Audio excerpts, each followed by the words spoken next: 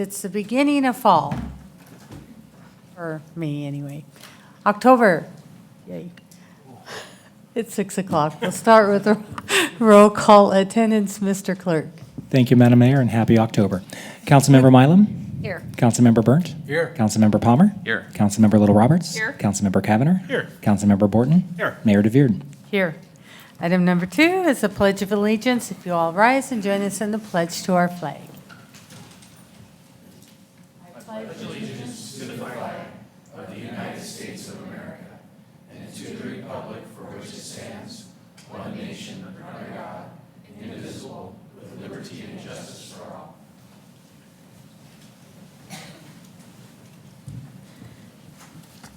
Our next item is the invocation. Tonight will be led by Pastor Justin Jordan with Real Life Church. If you will all join us in the community invocation or take this as an opportunity for a moment of reflection. Thank you for joining us. Thanks for having me. Let's pray. Heavenly Father, we come before you, and I want to say first, thank you for the city council, for their leadership, their dedication to this city. Thank you for the time that they commit, and the long hours and the hard decisions that they have to make. Pray, Lord, you give them wisdom and direction as they make decisions on what's best for our city. We pray you give them unity amongst themselves relationally. Pray, Lord, you continue to grow them in humility and service as they continue to lead and serve our community. We pray for the city of Meridian as you continue to bless us and provide an amazing city for us to live in, God. We pray you would continue to have your hand upon us, and we thank you for Jesus for showing us what it looks like to lead and serve. We pray this all in your Son's name. Amen. Amen. Amen. Thanks, Justin. Thank you. Next item is adoption of the agenda. Madam Mayor, Mr. Borton. there are no changes, so I move we adopt the agenda as published. Second. A motion and a second to adopt the agenda. All those in favor say aye. Aye. All ayes. Item 4, under announcements, we just have a couple. Main Street Market, last Saturday is this weekend.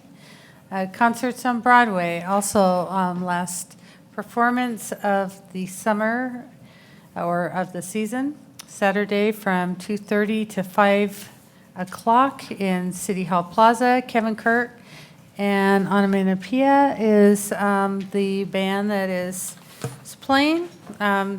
They will be doing a special performance as well, so please join them. This will be a really nice Saturday afternoon. Any other announcements under this item? Okay, item 5, I have a couple of proclamations. I will go down to the podium and ask our fire chief to join me, and look, we have a special guest. All right, man, this is gonna pick up. Sparky.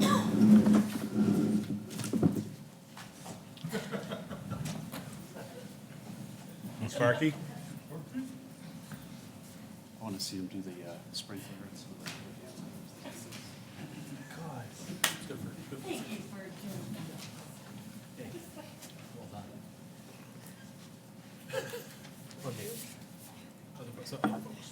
Wish I had that energy. Sparky, thanks for joining us. Always nice to have special guests at our city council meeting. Well, we're here to celebrate as a month of activities from the fire department, and next week we'll have the police department as they celebrate the other half of our public safety services. So, whereas the city of Meridian is committed to ensuring the safety and security of all those living in and visiting our city. And whereas fire is a serious public safety concern, both nationally and locally, and being the location where people are at greatest risk from fire. And whereas Meridian's first responders are dedicated to reduce the occurrence of home fires and related injuries through prevention education.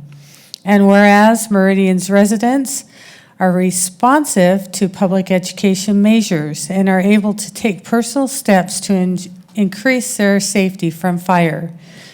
And whereas the 2019 Fire Prevention Month theme, not every hero wears a cape, plan and practice your escape, effectively serves to remind us all of the simple actions we can take to stay safer from fire. And therefore, I, Mayor Tammy DeVeert, do hereby proclaim the month of October 2019 as Fire Prevention Month in the City of Meridian, and call upon the community to heed the important safety message of using all our senses to protect our citizens from fire. And I'm certainly honored to turn this proclamation over to Pam Orr, our prevention manager that does amazing things in our community to work to prevent and keep our community safe. Pam? Thank you, Mayor Tammy. And I don't want to cry, but this is like our last proclamation together, and I just want to say thank you.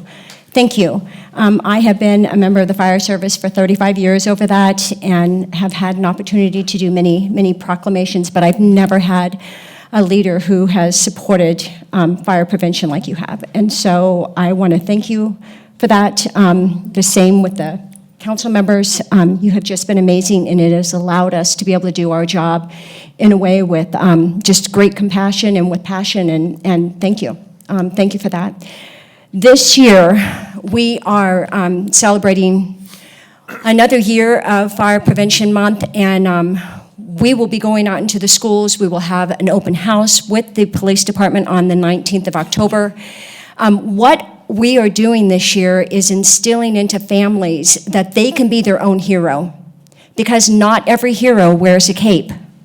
If they plan and they practice a home escape plan, they can better their chances of being able to get out in case they have a fire.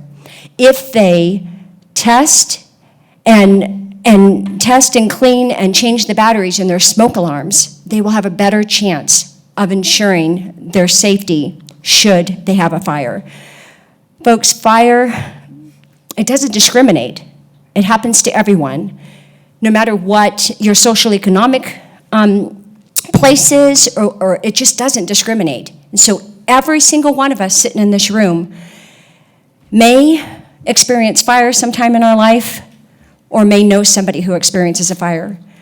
The one thing that we can do is ensure that we're prepared should that emergency happen to us, and ensure that we do not lose life. And so that's always been our theme, and that's always been our passion, and something that we really want to drive home to the city of Meridian, and I just thank you again for giving us the opportunity to do that. Thank you.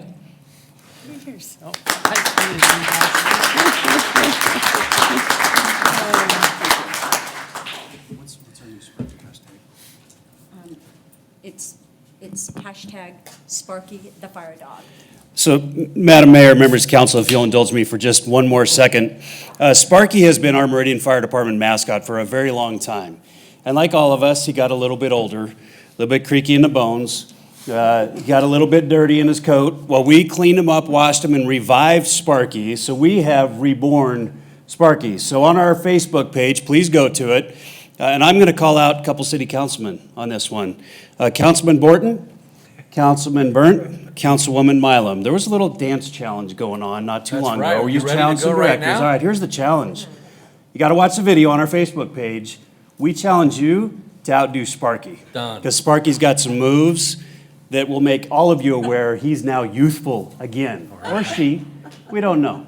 All right, so we challenge you. Please follow us this month. Pam and her staff do a great job. We're going to be doing a lot of stuff in the community. Thank you. Dog.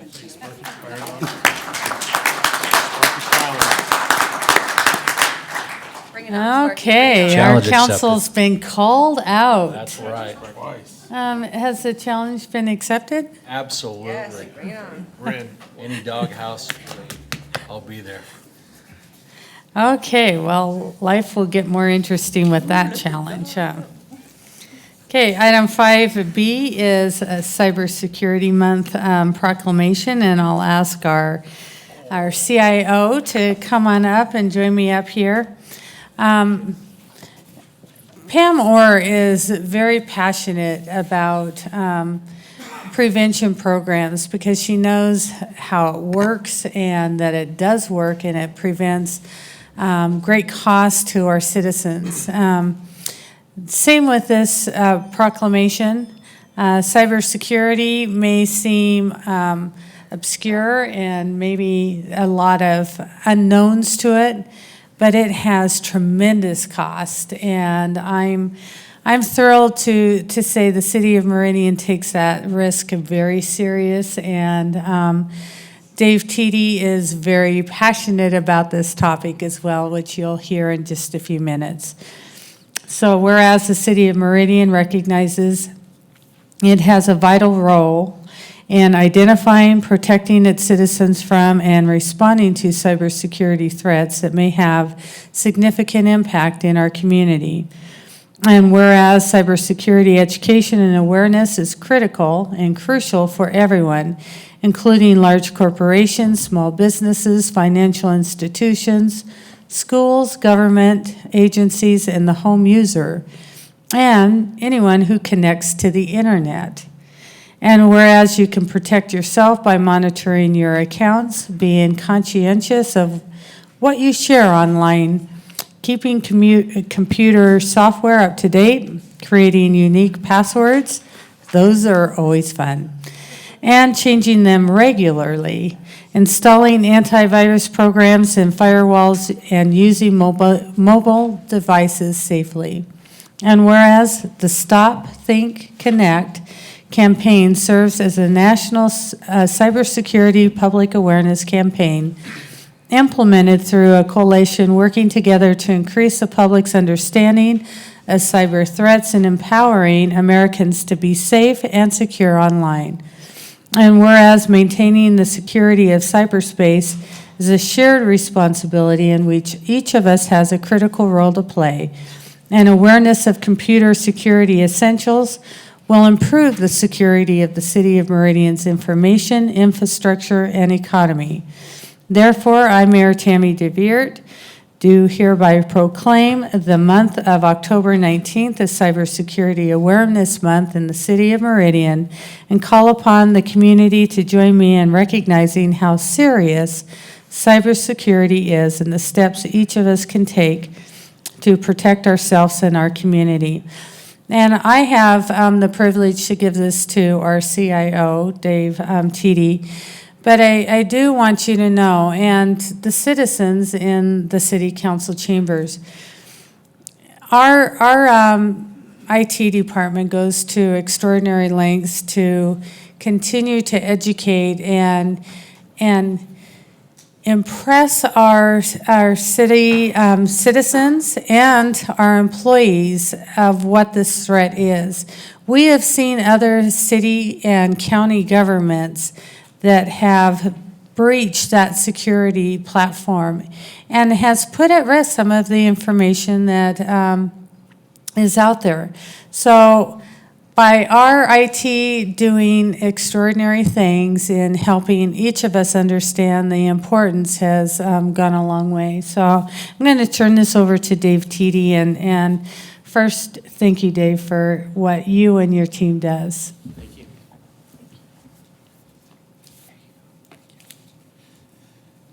Thank you, Madam Mayor. Just will say a couple words here.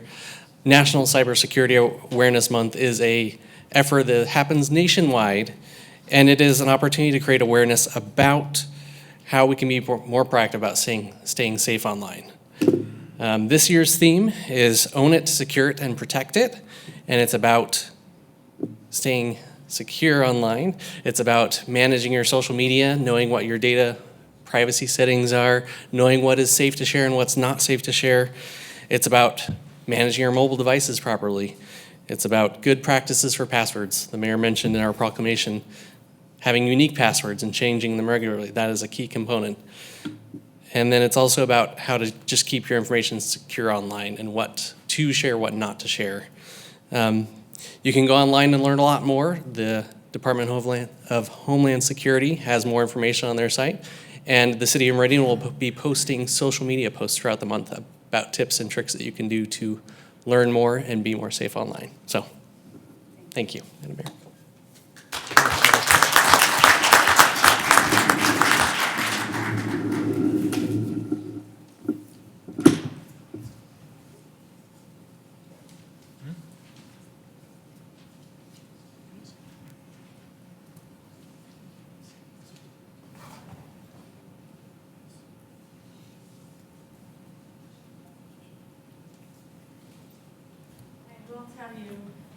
That IT has done such a good job that some of our city staff did not open your video during Kindness Day because they thought it might be a ruse to get, for you guys to get them to open up something they shouldn't. We have assured them that it was not spam. Wow. That is. I can see that. Madam Mayor, Mr. Kevner. before we move on, I wanted to thank Pam and Dave. Madam Mayor, you know, this council knows this, doing these types of proclamations, this is not any part of their job. It's not their job description to do proclamations and the work and time that goes into it. You both do it because you care about, you know, being an active member of our community and really educating the public. And I'll say, at least for Pam's benefit, your presentations have impacted the Kavanaugh's household. When I saw that you were on the agenda, Kavanaugh family, we took out all our batteries and our smoke alarms this weekend, in part because to Pam's point, there was a beautiful home in our neighborhood that caught fire this winter, and it has been a topic about fire safety in our household as a result. You hate that it takes something like that to have those types of conversations, but we do in our house. And when I saw that you were on the agenda, it was like, okay, Kavanaugh boys, we're going to talk about this. So keep up the good work. Appreciate you both taking time away from your family to be here tonight to share the proclamation with our community. Yes, amen. And Sparky was re-energized for sure. That was a lot of energy in that little Sparky Madam Mayor, outfit. I think that was a perfect form of intimidation. Well, good. I think The so. intent was noticed then, Pam. Game on. Okay, let's move on. Mr. Clerk, any signups under item number 6? Madam Mayor, there were no signups for this item. Thank you. Item 7A is the first report of the school year from the Mayor's Youth Advisory Council. We have Abby Hutchins here. I think that you have all had the opportunity to meet Abby, but welcome, Abby. Thank you, Madam Mayor and City Council. My name is Abby Hutchins, and I am the Vice Chair for the Mayor's Youth Advisory Council. Okay. So for our first event this year, it was the MIAC kickoff, which we held on August 26th, the first day of everyone's high school.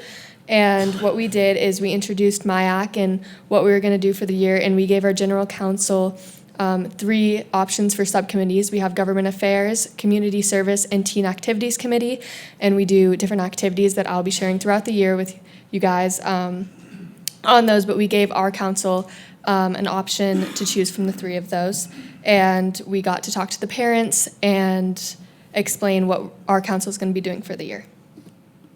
Okay, and then our first event was the Treasure Valley Youth Safety Summit. That was held, I believe, not last Friday, but the Friday before. And what we did is it was a safety summit. So we went to Wahoo's for the day. It was leaders from different high schools. And we did different activities, such as we went on go-karts with texting and driving to show the repercussions and effects of texting and driving. And we also used the police department's drunk goggles while we were golfing, so we could show the effects that alcohol has on your mental status. We did a lot of those activities, and we had some various presenters. And then we did Dutch Bros CPR Day. That was with the American Heart Association.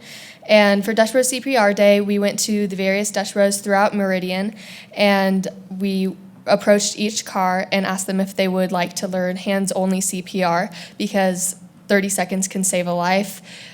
We could teach hands-only CPR in 30 seconds, and so that's how we advertised it. And we doubled our number that we got from last year. I believe it was around 400. Don't quote me on that. Okay, yeah, so we did that, and then our last event was the farmstead. So our general council got with our executive council, and we all got to bond and learn stuff about each other and get closer and prepared for this next MIAC year. Are there any questions? Council, any questions? Madam Mayor, Mr. Kavner? Abby, welcome. Thanks for being here. I don't want to put you on the spot, but would you be able to teach the council hands-only CPR if it only takes 30 seconds? If the mayor would allow us to indulge? I'll help you, Abby. I'll help you. I didn't mean to put you on the spot. Yes, I'm sorry. I go to the medical high school. I know how to do CPR. I can totally do that. We could also do that next time because I don't have a dummy with me. Or sorry, it's not a dummy. It's a mannequin. I'll be your dummy. Come on, I'll be your dummy. Let's do this thing. Sorry, Yeah. Madam Mayor. Okay. What happens, it's only if you see the arrest, right? Yes. Do you see it? You see it? Okay, are we actually doing it? Yes. Oh, yeah. Okay, so you see it, and then you have to point at someone. You say, you grab the AED, because if you say grab the AED, everyone will assume that everyone else is grabbing it and nothing will happen. And then you point at someone else to say, you call 911, and then you assess them. First, you want to check their pulseless, and then you would then check their breathing by placing your ear down at their mouth and checking on their chest for chest rise and fall. And then once you realize they're apneic, you want to clasp your hands like this, and you want to place it on their chest, right on the midline, and then you're going to press down. I'm not going to actually press down, don't be scared. You're going to press down with the palm of your hands, making sure that the fingertips do not touch the body, and then you just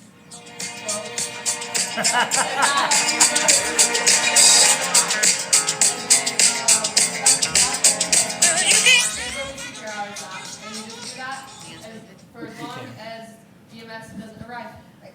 Yep.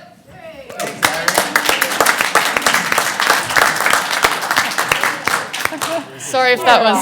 Thanks, Pam. Good job. Sorry, that was a little rough. What was the saying, Pam? Hard and Hard fast? and fast in the center of the chest. There you go. That was the best.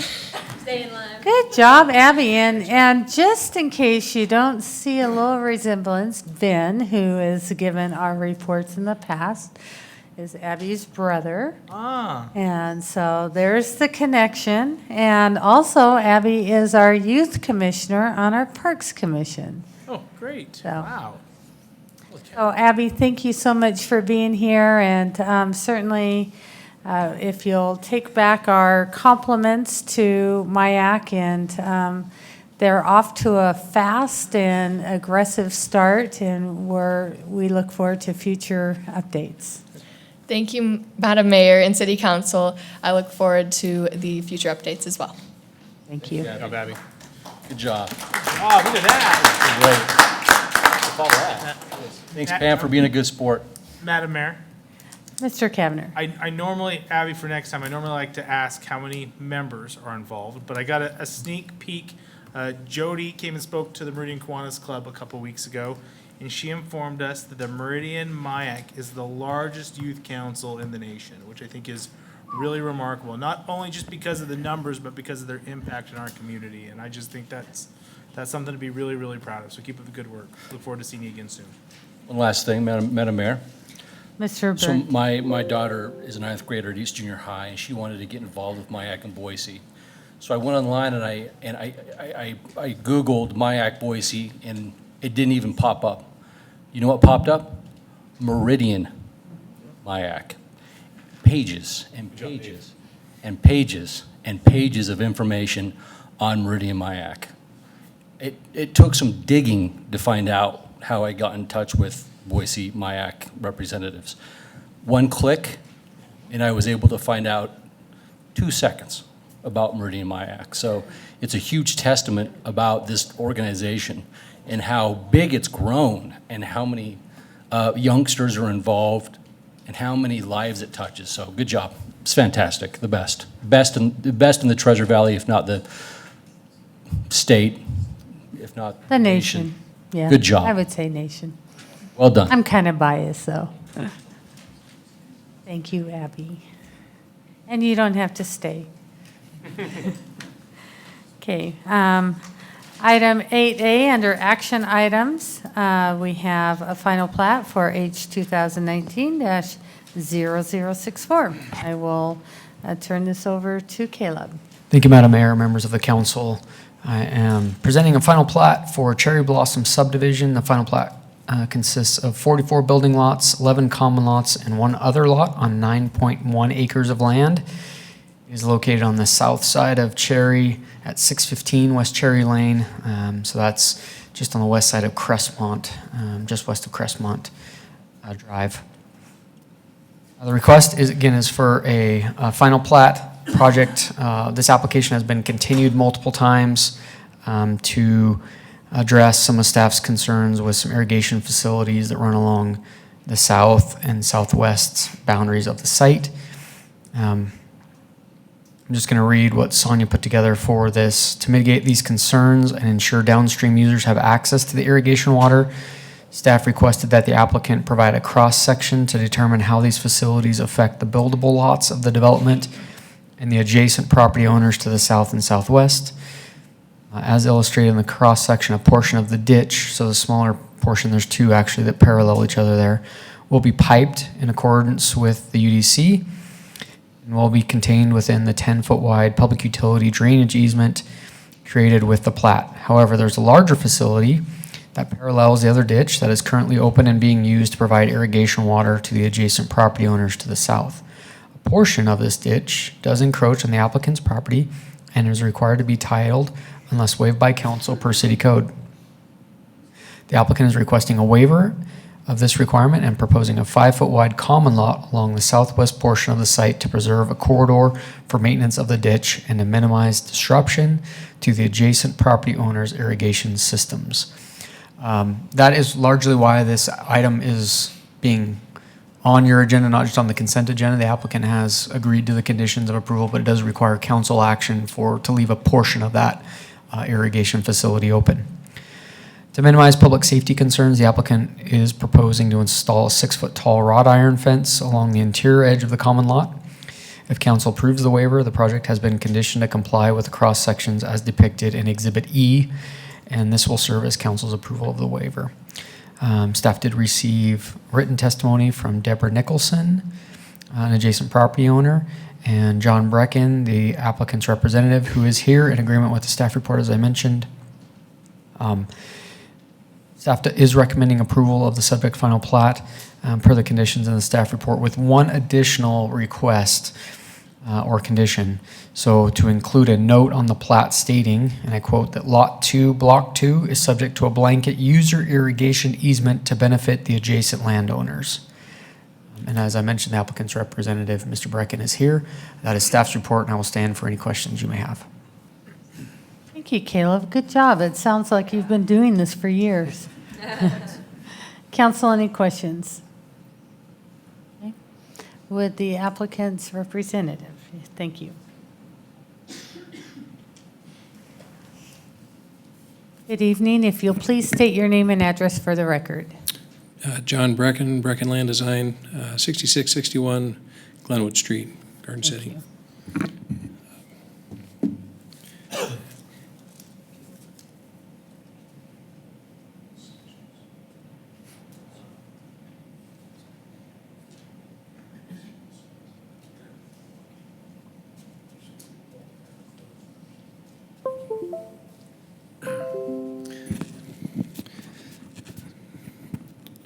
So I guess to bring council up to speed, if you remember back when we came through for preliminary plat, we did a lot of extra work to work with the adjacent property owners because this is an infill project and it has been a field for about 45, 50 years. And so during that preliminary plat process, we end up having an extra neighborhood meeting so that we could present options to the neighbors and find out, what the preference was, and try to make this work with the everybody that lives adjacent to it. One of the things that had come up during that process were the irrigation ditches, and this property is a little abnormal, well, for a variety of reasons, but because of the ditches in particular, they're all user ditches. And so what that means is that, ordinarily the irrigation district has, will tell us what is required for easements and piping and that sort of thing. But these facilities are all downstream of the head gate, and as such, they're deemed user ditches, and so that means those are the owner's responsibility. And that's the situation here. And what I'm showing here is really the main area of concern, or the reason I'm here tonight presenting, is because there's actually two ditches existing along that south property line, and one of them follows. Well, it's just to the if you go from east to west, so starting at the bottom right-hand corner of the screen, there's that ditch, and it lies completely on the neighbor's property to the south. And then as you make the bend and follow to the west up towards 7th Street, it predominantly is on the neighbor's property. And one of the things that had come up during preliminary plat and during our neighborhood meetings was that all these folks that live there, they've been there for quite a long time, and they wanted to make sure that ditch was going to remain as is, because they all have their own pump stations and they're pulling right out of that ditch, and they want things to remain the way they are. And I wanted to show this aerial photo because it also depicts everybody's backyard there, and everybody has a fence and existing improvements. One gentleman has piped a portion of that ditch and has access to, I think he had a gate and could go for walks into the field and that sort of thing. And anyway, there's a lot of pre-existing conditions there, as well as the power feed. There's a power line with some power poles right along that property line. Of course, this is all on the neighbor's property to the south. So that's kind of existing condition there. And then on the north of that, there's a smaller ditch that has been historically used to irrigate the fields, and it also provides some water to the folks on 7th Street. And that smaller ditch we're going to pipe so that we can continue to provide them their water. And then there's a couple of sections that we put together that kind of shows existing and proposed. It's just a graphic of that same property line there. And so the one on the left-hand side is the folks on the west, and you can see where the existing property line is. It's most of the ditch is to the south on their property. A little bit of it crosses over, and then so what you can see here as well, and there's the 12-inch user gravity irrigation, so that's the piping of that northerly ditch. And then what we're proposing is to provide a 5-foot common lot so that ditch can remain where it is and not be changed, and it will also allow access to so that they can maintain it in the future. And that's where there's that second property line that's 5 feet off of the existing property line. That's where the folks' back fence would be, the wrought iron fence.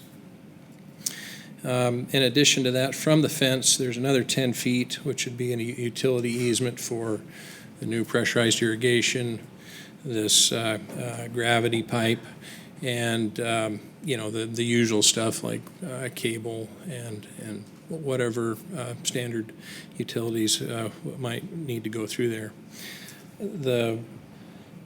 The section on the right hand of the sheet is the folks further to the east. You can see that ditch is entirely on the neighbor's property to the south, and there would not be that need for a common lot. So that one would, that's on their property anyway, so there's really not a whole lot we could do with that portion of it.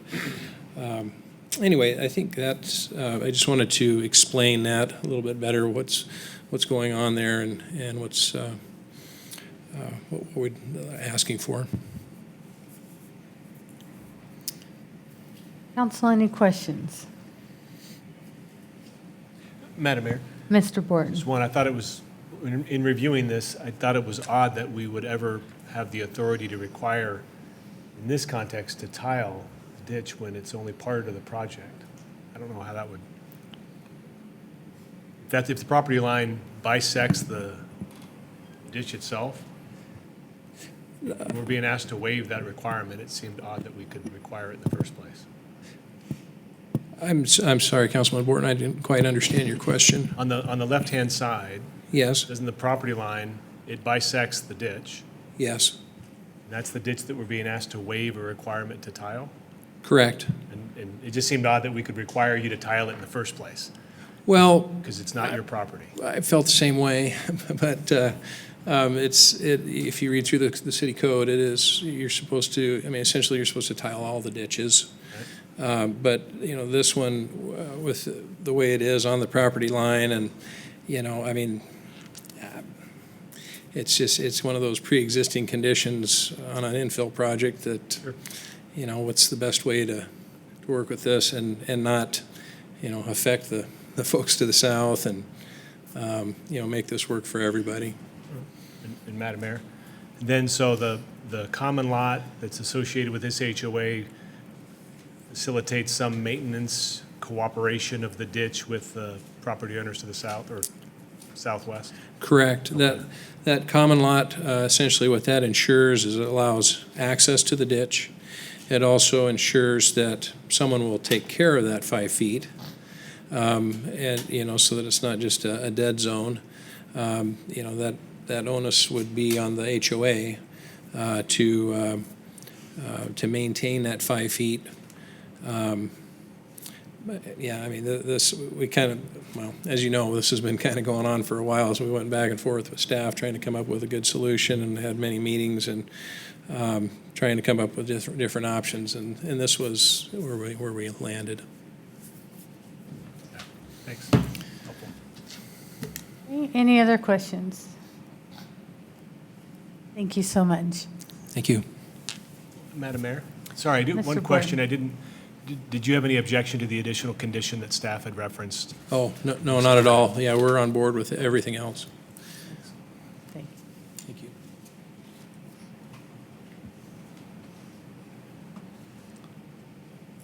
Madam Mayor? Mr. Palmer? I don't imagine anyone has any questions.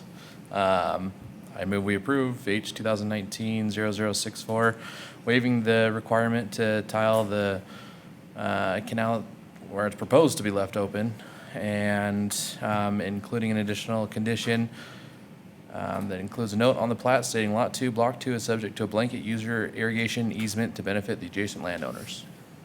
I have a motion and a second to approve item 8A. Any discussion? Madam Mayor. Mr. Kavner? John, appreciate your patience on this. I know it's taken a lot of weeks and a lot of continuances, and hope we didn't jam you up too bad. Appreciate your willingness to work on what you knew at the time was a real challenging infill project in a unique part of town, and I'm looking forward to seeing this move forward. Anything further? Nope. Okay. Mr. Clerk, will you call roll? Thank you, Madam Mayor. Councilmember Mylum? Aye. Councilmember Burnt? Aye. Councilmember Palmer? Aye. Councilmember Little Roberts? Aye. Councilmember Cavanagh? Aye. Councilmember Borden? Aye. All ayes, motion carried. Our next item, 8B, is a public hearing. This starts a public hearing process. We begin, I'll just tell you a little bit how that process is.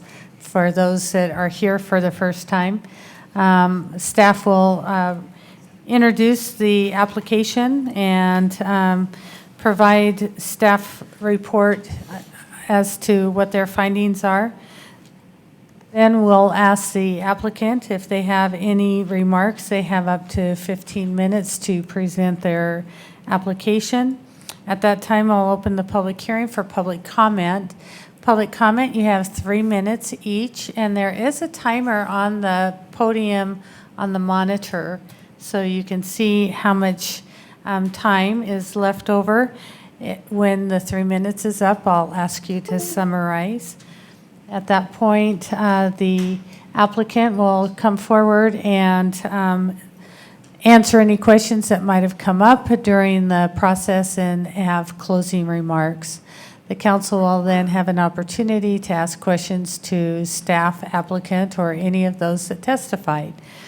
I will remind you that we do have a public record that is available on our website. Council's had an opportunity to look at all the documents, agency comments, minutes, and staff comments and reports to consider as part of their decision.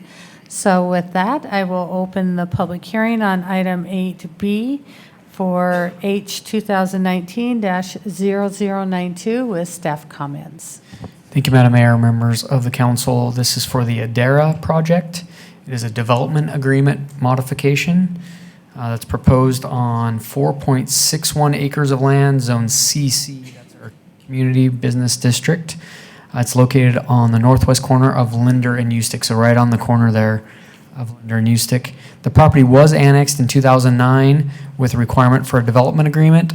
The existing development agreement approved back in 2009 does not include specific details for how the site was to be developed in the future and requires those details to be provided when the property is subdivided. The applicant now proposes again to modify that development agreement to replace most of the original provisions that control the sequence of development consistent with the proposed concept plan, which you see before you on the screen. So you got the concept plan on the left and then the landscape plan on the right. On those plans is a mix of uses consisting of self-storage facilities, office, retail, and a small portion for multifamily up in the northwest corner. With eight units on that multifamily future lot. The multifamily residential development and storage facility do require conditional use permit approval. The retail and office uses are principally permitted in the existing CC zoning district. I will also note that the applicant has submitted the CUP for the self-storage facility, which is scheduled for the October 24th Planning and Zoning Commission hearing. Conceptual building elevations were also submitted to demonstrate the quality of design and to ensure a cohesive design theme in the future buildings in the development. I'm going to go back to the site plan. Access to the development is proposed via a shared driveway, full access driveway from North Linder Road, and a secondary emergency access to West Ustick. So here's your secondary access, the main entrance into the site, again off of Linder.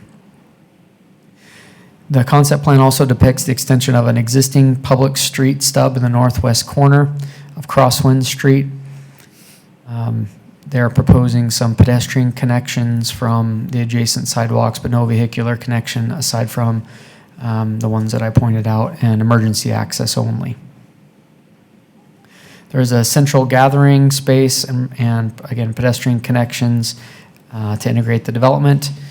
With development of the site, staff recommends development agreement provisions that require the inclusion of a central open space and seating area, and that the applicant submit a preliminary plat application concurrently with the CUP for the multifamily residential development to facilitate the dedication and construction of West Crosswind Street. The only way by our code to dedicate and construct this public street is via plat, because it is a new roadway construction, would essentially create two lots, because you'd have one on this side and one that side. So to do that, you need to do at least a two-lot subdivision. There were 20, at the time of printing, last time staff checked anyways, there were 27 letters of public testimony that have been received on this project.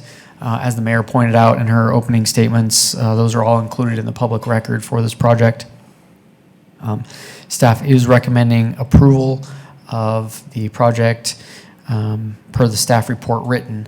I will just want to clarify a little bit in the staff report. It mentions a couple of times a new development agreement, the verbal testimony that I just gave. We're going to modify the existing development agreement and essentially take, if approved, take some of those guts out and put some of the provisions that you have in the staff report in the existing development agreement, modifying that rather than establishing a new one. So with that, Madam Mayor, I would stand for any questions. Thank you, Caleb. Council, any questions at this time? Madam Mayor, Mr. Kavner. a couple questions for you, Caleb. What's the benefit of modifying as opposed to just doing a new one?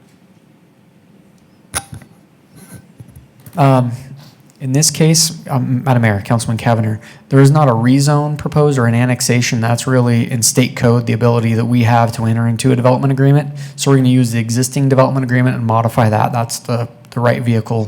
When you have, again, a rezone, an upzone proposed, or annexation, that's really when it would trigger a new development agreement.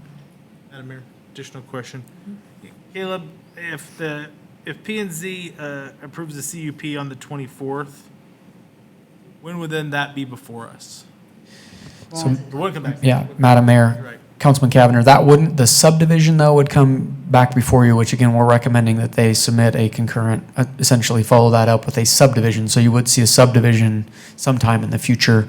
That hasn't been submitted, so I can't give you a date, but you would see the subdivision at some point in time. Thank you. Appreciate it. Okay, any further questions? Okay, is the applicant here?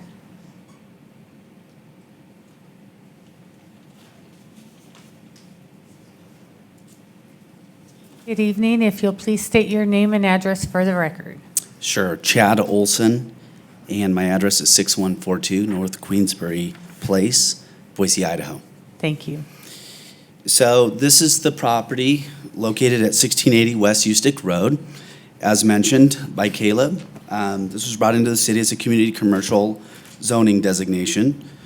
The uses that we are trying to modify the agreement are allowed in this zoning district, either with a conditional use as mentioned, or they are already permitted.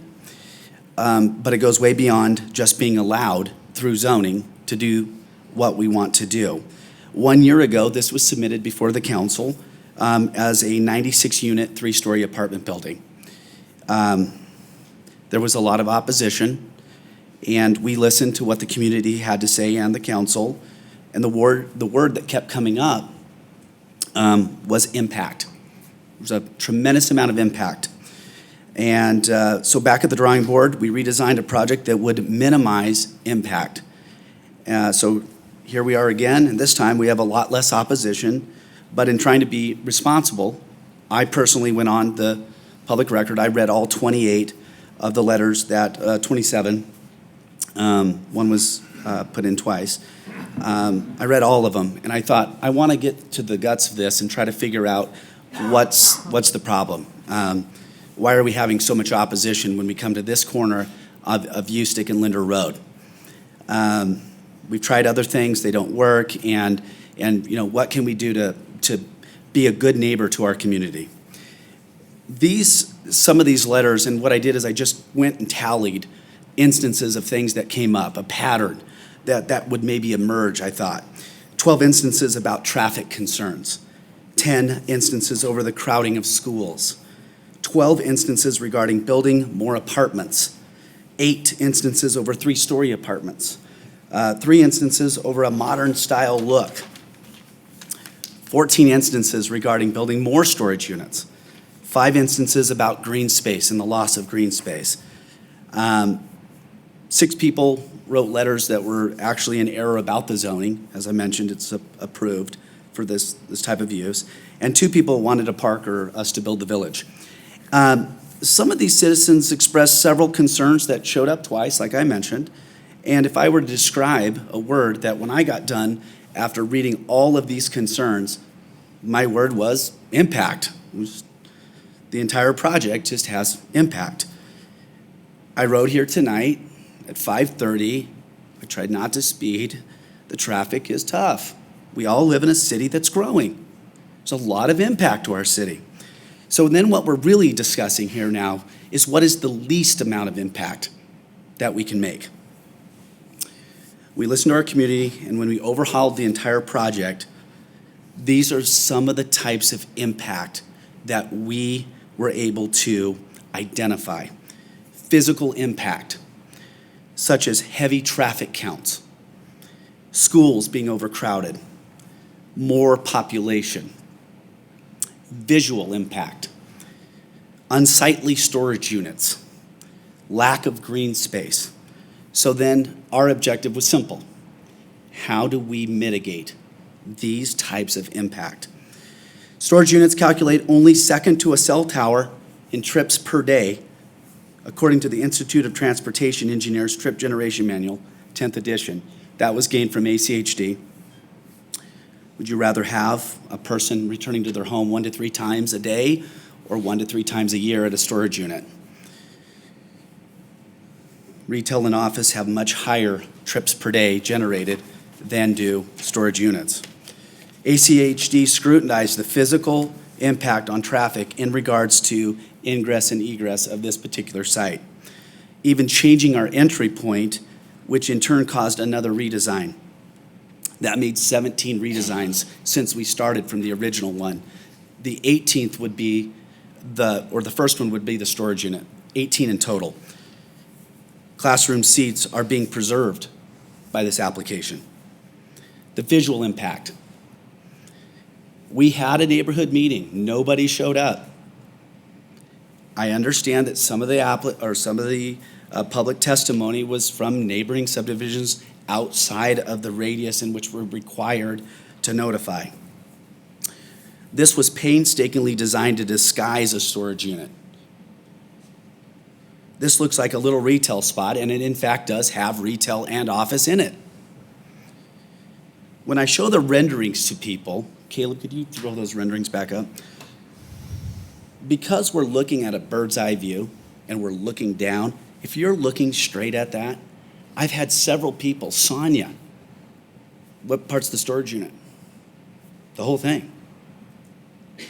It's behind all those quasi-looking offices.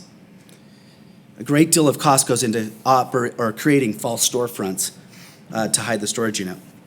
Other than seeing a storage unit design or sign, you shouldn't be able to tell it's in fact a storage unit. The code with regards to green space on Ustick and Linder roads were followed strictly. We're not asking for any exceptions on that. Anything outside of the code requirements. Almost 1 acre of our site, it's only 4.61. Between setbacks and buffers are green space. We would be irresponsible to not include some housing in a city that desperately needs some housing. This isn't 96 apartments, this is 8. My conclusion is the only purpose of this plan was to mitigate impact. We came to our neighborhood, we came to our committee, or our community and said, okay, let's reduce the traffic, let's reduce the overcrowding of schools, let's reduce the visual impact of looking at another storage unit. We get it, we understand. The ratio of retail office to housing to storage was formulated with the impact in mind. Other uses. Okay, let's come back in, we'll rezone it to residential. Okay, it's more traffic and more schools being overcrowded. Let's do more retail, it's more traffic. This is the best option. This is really the only option for that corner. I'm not sure as a developer what more that we can do in trying to be friendly neighbors with our community. And I'm here to answer any questions that you might have.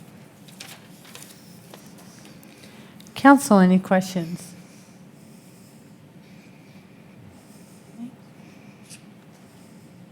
Okay, it doesn't look like it at this point. Thank you. We will now take public testimony that are on the sign-up sheet. So, Mr. Clerk, can you read those that wanted to testify? Yes, Madam Mayor, there are 6 sign-ins for indicating they wish to testify. The complete list is on your computers by clicking the sign-in dashboard. And the first signing up to testify is John Schaefer.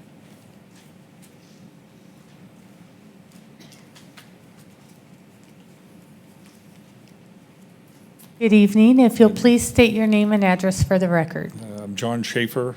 Address is 2788 West Houston Road. Thank you.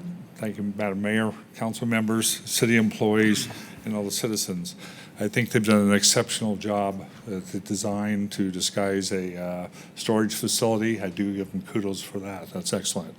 I guess there is one question I do have. They claim that there's only 8 apartments that will be on this structure, although the rendering shows there's 3 separate buildings at 3 stories, and it looks like there would be 12 apartments to each building. I don't know. I guess that's just a question I'd like to ask. Also, for future development, throwing more apartment complexes in this area with the egress, only one egress out to Linder Road to a right-hand turn only. I would presume that will happen, diverting traffic now over towards Sawtooth Middle School at that intersection. If any of you've been there in the mornings and the evenings, it's horrible. I'm surprised they put a hawk light in there and there wasn't a traffic light installed there at the time, just because of the traffic conditions that happen there after events in the evenings and things of that nature. Or the other ingress egress would be through Bridge Tower. And with Ustick Road, I have not seen any design from ACHD when that will be widened because of the 10-mile canal next door and the cost. I see a 2-lane road there now that is already problems for people egressing subdivisions to the south, as well as coming up to the Bridge Tower to the north without turn lanes. So I just feel that there will be some traffic issues if we develop more apartment complexes within this and beyond this design. So, thank you. Thank you so much, John. Next is Beth Lucas.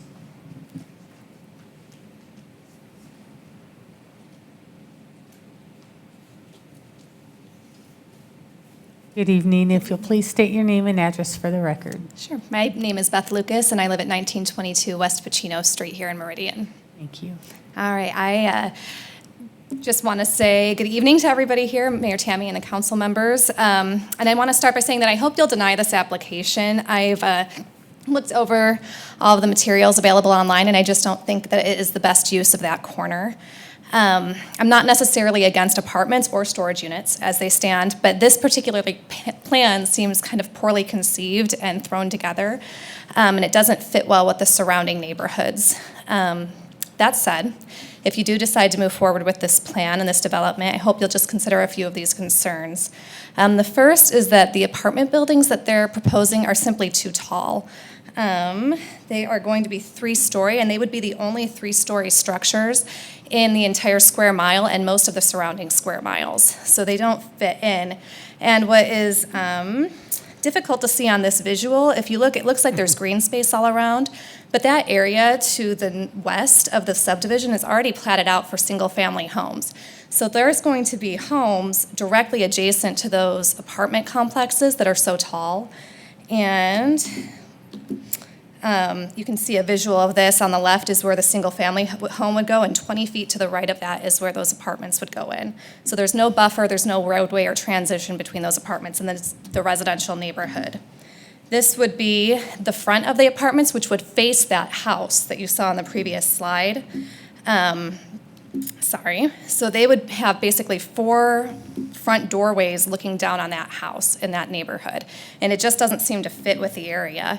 The other problem with the apartments is that this is what would be facing the roadway. So when you're going through that roadway, you're in a residential neighborhood, and then all of a sudden, out of nowhere, there's this stretch of road that would have these garages on either side just lined up with their cars. And there's not really places to park additional cars, since most people do not park in their garage, even though it meets the requirements for parking. So aside from the height of the apartments, which you can also see here in the background, they just stick up straight up. There's these single-level storage units in the residential homes, which seems not to fit with the area. The other major problem I have is just the elevation of the buildings, the storage units and also the apartment buildings. They're just giant rectangles. There's no architectural details that match any of their surrounding areas. I know there's some kind of grading on top of the apartments and the buildings, but those also, they have a really modern look and modern colors that don't seem to fit with the surrounding areas. So basically, I'm asking that if you choose to let this project move forward, that you would require that the apartments be no more than 2 stories, and that you would require more architectural details and a better elevation level that would fit more with the surrounding areas and make it more aesthetically fit with the area. And this is an example of an apartment complex. It's a 4-plex, just a mile up the street on the corner of Linder and McMillan. And that has a much more residential look. So, thank you. Do you have any questions? Council, any questions? Madam Mayor, I do. Mr. Kavner. I appreciate your testimony. Anytime the question of aesthetics comes up, I always get interested because I think they're somewhat subjective. Right. And so I'm curious from your perspective, what aesthetical changes is something that would satisfy you as an individual? Well, as the visual here shows, more roof pitches, more gabled roofs, more architectural detail, rather basically anything other than just a giant rectangle box, which is what's on there. And even the storefronts, if you look at the colors and you look at the trims on those, they really don't match. The Bridge Tower neighborhood that's directly adjacent, even the paramedics place, which is across the street, have more gabled roofs, they have more detail on them that makes them just look like they're more cohesive in the area. So that would be what I'd suggest. Appreciate it. I don't know if that makes sense or answered your question. It's always interesting to hear where people come from, so I appreciate it. Yeah, just looking at the surrounding areas, I would want it to look more in line with what's there, less modern. Thank you. Mr. Borden? Yeah, Madam Mayor. Ms. Lucas, there's a question with some of your comments, and maybe Caleb, I'll call on you to help kind of articulate the distinction between what is before us to decide from a design perspective and the companion conditional use permit, which is before P&Z later in October. There's some areas that they address at that public hearing, and there's some before us today, so. So, Madam Mayor, Councilman Borton, rest of council. Yes, there is, as I mentioned in the previous, there is an upcoming hearing to talk more about kind of the architectural and how aesthetics of the proposed multifamily. That said, the development agreement is before you today. So if you wanted to limit it to 2 stories, say, that is certainly something that you could do this evening and say, okay, we're okay with multifamily, but even put some more sideboards on that. Obviously, the CUP they have going through the process now would have to be consistent with the development agreement modification. So there is a little bit of overlap in process here. They need your approval to modify the development agreement to say, yeah, these land uses are okay. And again, if you even want to tighten down those sideboards a little bit, you could. I would caution you, I guess, a little bit, although you could, getting into too much of the design aesthetic of those buildings because that is what's coming before the Planning and Zoning Commission. But again, if you want to craft that or give them a little less leeway to make some of those decisions, that's certainly, again, on the table today. But that is primarily why it's before the Planning and Zoning Commission, is to look at how this does or does not fit in with the existing neighborhood. Madam Mayor, one of the reasons for that question, and I appreciate you bringing that up too, when we reviewed the application in preparation for tonight, was just making sure we're clear on, and the height is one example of something that, if that's a decision that is before us through the DA application that isn't part of a CUP, or does the CUP application also have the opportunity to address height, or is tonight or this the application where height of the apartments needs to be addressed? So, Madam Mayor, Councilman Borton, the height of the building really is tied to the elevations more. I don't think that through the CUP process, the commission is going to say no more than 45 feet. The zoning will control that, but they'll look at elevations and go, yep, those are the elevations we want, and they're 3-story. So if you want to limit it again to 2-story or a height, you certainly could. I don't see them necessarily doing that unless they say, you submitted 3-story, we only want to see 2-story. They potentially could do it that way. Okay, that's helpful. And that would reside in the DA. Madam Mayor, it could reside either place, right? The development agreement, if you want to, as the council, say no more than 2 stories or 40 feet or whatever, again, then that's going to be a sideboard that the Planning and Zoning Commission can look at and say, well, they're really limited. Maybe you could even fit 3 stories in 40 feet if you use 40 feet, but it's going to have a height cap that could live in the development agreement, yes. Thank you. Thanks. Good question. Thank you for bringing up your ideas, in addition to your concerns. Oh. I appreciate that. Thank you for hearing me out. We appreciate it. Thank you. Thank you. Madam Mayor, next is Mikkel Crossland.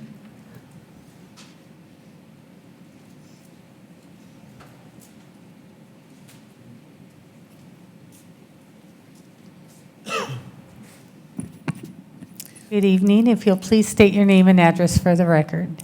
Mikkel Crosland, 2217 West Windchime Drive, Meridian, Idaho. Thank you. Thank you, Madam Mayor. Thank you, City Council. And thank you, police officers and clerks. We appreciate your service. Mr. Chad Olson is a resident of Boise. This is not your city, this is not your neighborhood, and this is not your community, which you called all of those yours in your application. A few concerns, adding vehicles to that corner, because as Ms. Lucas said, there's a planned neighborhood. CBH Homes has 65 plots just behind that. And so adding that plus what Mr. Olson wants to do on that corner, it is just going to be a whole lot more cars than what is already accepted into that space adjacent to his. The overcrowding of schools. If you move into Bridge Tower right now, you have 4 kids. They are not allowed to go to Hunter Elementary as of today. They have to go to neighboring schools because of the overcrowding. Your Sawtooth, your middle school, and Rocky Mountain is also overcrowded as well. This new conceptual development plan is not the highest and best use of this property. I just felt it was a busy design. I felt like he wants storage units, he wants apartments, he wants office space. I just feel like that's just gonna crowd out that tiny 4 acres. 4.16 acres is not that much land. I too would like to give suggestions, as Ms. Lucas did.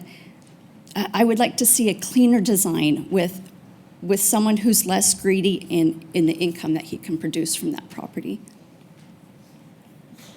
And that's all my points. Okay. Council, any questions? Madam Mayor. Mr. Palmer. Ma'am, you stated a lot of things that you don't want there. What kind of development would you like to see there? I like the townhomes next to, behind Kohl's. I think there's green space and it's not too much housing. But if we go back to that slide, Caleb, sorry, with the house next to the apartment, that's just disturbing on CBH would have a hard sell on that one. I'm a realtor as well. And some homes would be hard, and that would be a hard one. The one where, a few more up, number 2, yeah. Perfect, thank you. Just all those windows looking into my kids playing in the backyard every day would be quite disturbing. And so I think more green space next to that precious single-family home and make it cleaner with a lot less townhomes. I think that was a proposal last time when we came here last year in the planning and zoning meeting. But he's trying to make this a really busy intersection. Not just busy with traffic, which I didn't mention that one. You only have one lane going west on U-Stick, and you only have one lane going south on Linder. And bringing all these vehicles in is just, as the first brother said, we don't see those, we don't have a plan yet for those roads widening, especially with the canal on Ustick. Sorry, but just a cleaner, more green space for that corner next to those 65 homes would be more appreciated. Madam Mayor? Mr. Palmer. So you, rather than the storage units, you'd rather see more townhome-style housing? I don't want to give a number because everyone will kill me that I'm trying to represent. Just less, not tall, not being greedy with the space there. Height is definitely an issue, but just more green space, more kids playing in the park. Like there's 65 homes with, it's going to be a CBH neighborhood. You're going to have a lot of young families in it with young children, and you have that cross through that's already decided on Crosswind. There it is. That's going to be a busy road with a lot of children. And so that, I think that should be a huge concern. Madam Mayor? Mm-hmm. Sorry for the continuous questions. Oh, that's okay. I struggle. I'm trying to understand really because, I mean, it very well may be more profitable to put a bunch of housing in there considering the housing situation that we're in right now. But as he had stated and as, you know, previous project had been presented and as council and the people made clear that they didn't want more housing there because housing creates a ton more traffic than storage units. And then even commercial, you know, even if it's dentist offices, create even more than housing does. And so this is the least impactful proposal that's been on this property when it comes to traffic. And But it's the ugliest proposal we've seen on this corner. So what's the number one concern? Is it traffic, or is it that you don't want storage? That you want something prettier to you? It's just busy. It's aesthetically, it's too busy and ugly, which is, that's just an opinion, it's just subjective. Thank you. Okay, thank you. Thank you. Madam Mayor? Mr. Kemner. Just before we continue, a comment. I recognize that not everyone comes before city council on a regular basis, but I always like to frame it, these are neighborly conversations. And so I just would ask that we be civil, be diplomatic. We don't like it when developers imply intent of people in our community. Likewise, we try and discourage residents from implying intent towards the developer. Just, it makes this process go smoother when we can all be neighborly. So I just would encourage the rest of the folks that come provide testimony that we find a way to do that. It's appreciated. Mr. Clerk. Madam Mayor, the final person that's signed up ahead of time is Holly Worthington.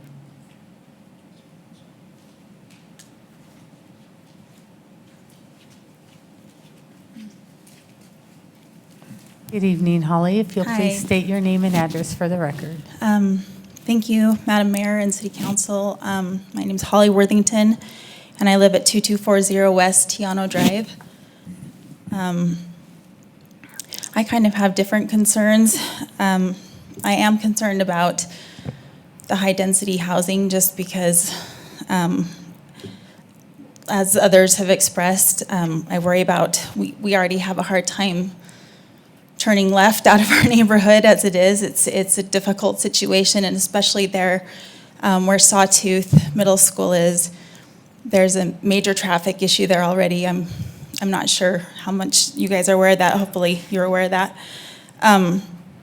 But I worry about that specific area because of that. And I think most people in our neighborhood and area assume that that area would be filled in with homes and probably some kind of something on the corner. I think we all knew that was going to happen eventually. But I think most of us thought it would be some kind of professional buildings or something. I know for me personally, and for people I've spoken with, storage units, we already have one on 10 Mile and one on McMillan, which both are lying right next to our neighborhood. And I feel like that's probably not what we want next to our neighborhood, because for me, it's more about the crime. Like, I got this from the Idaho State Police Uniform Crime Reporting. Sorry, I got dry mouth. From their website. But it says that their top locations of burglary, breaking and entering for 2018, number one was residences or homes. But number two is rental storage facilities. And so for me, that's a concern. And I think we already have 2 storage units right close to us. We have a pawn shop and a liquor store.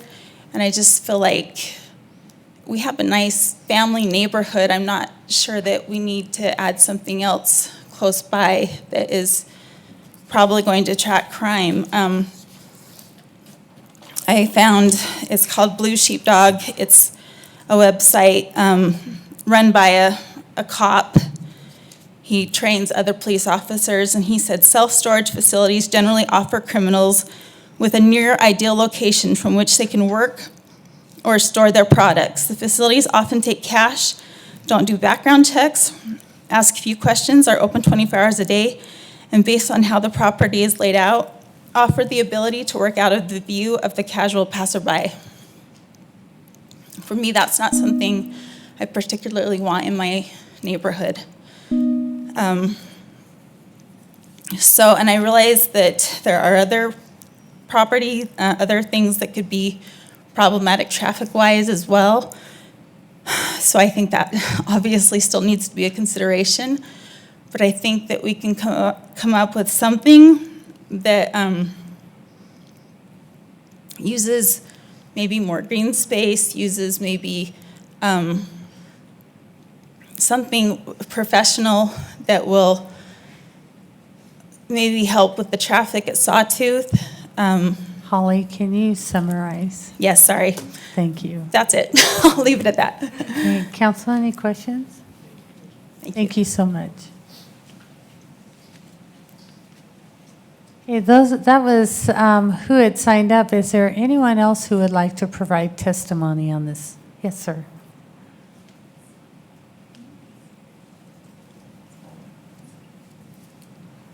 Evening. My name is John Walsh. I live at 1859 West Quiet Peak Street, Watersong subdivision just north of that whole big piece of vacant land. The lady who spoke about the height of the apartments or the proposed apartments, I think she was right on. A 2-story apartment next to or nearby residences is plenty. You put 3 stories up there, and you're going to discourage the development of the residential area right behind our house. 2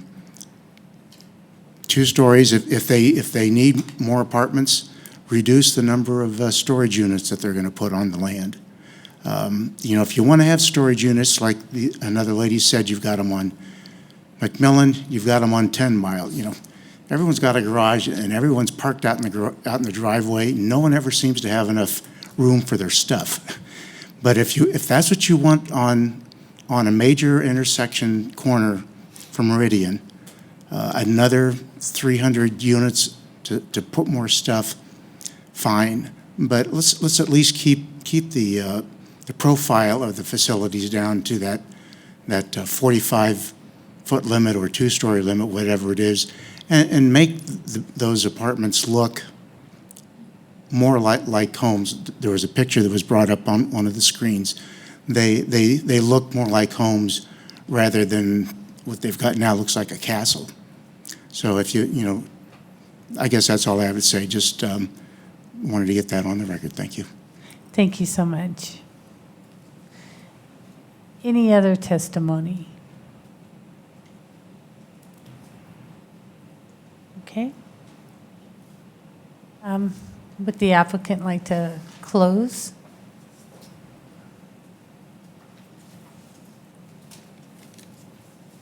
Chad Olson, 6142 North Queensbury Place, Boise, Idaho, 83713, currently building a house at 3160 North Duane Drive, Meridian, Idaho. Graduated in 1988 from Meridian High School.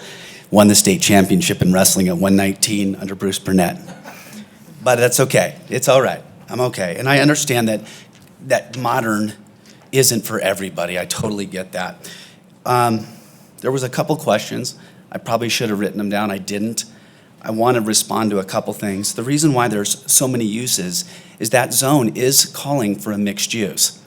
It doesn't mean that if the apartment portion of that seemed to be an issue with people, we couldn't make it more office or more retail or more storage for that matter. But in trying to adhere to that, the spirit of that, understanding it from a building side, having built several nice townhome projects behind where Trader Joe's is going at Verasso, I understand the need of housing. That's what the zone asks for, is a mixed use. And as far as like the traffic going through, ACHD limited it. ACHD has certain rules onto major arterials, and they wouldn't allow any of the traffic to come from the townhomes. And as far as cutting it down even further, that's fine. 96 to 8 is pretty good, I thought, in my mind. But at the end of the day, most of those concerns are mostly resolved. As far as a color situation on a design, they're just renderings for right now.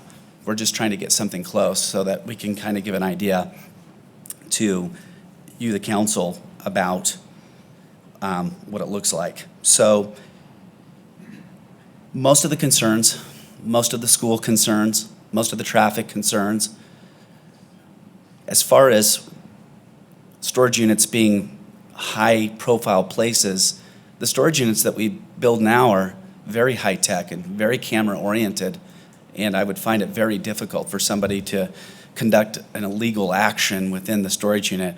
I'm not sure if that information's derived from more older storage units, but as far as the design goes, we can discuss that at the conditional use, and if I can get the names and numbers, I'm more than happy to sit down and design some stuff that maybe is a teeny bit more appealing to people. The reason why there aren't gabled roofs is that they cause the buildings to be higher, and we were trying to keep it as short as possible and still have that. And one living space, it's like more like sliced bread.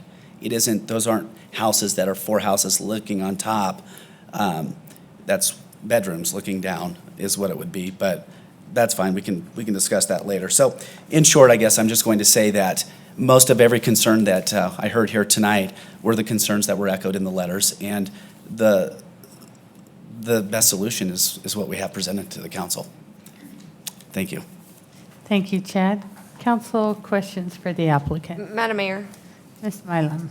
Thanks, Chad. I'm just a little bit confused about the number of units. So you just said 96, you say 8. Yeah. How many units are there? There were 96 a long time ago, a year ago. There are now 8. 8 units or 8 buildings? 8 units. 8 8 homes. 8 homes. 8 homes, 2 So they're fourplexes. They're 3-story homes. They are. Okay, but you could limit those to 2-story. It would be harder. We'd have to take some space out of either the storage unit or the retail space that's there. But we did want to provide, some retail so that we could encourage some people to come.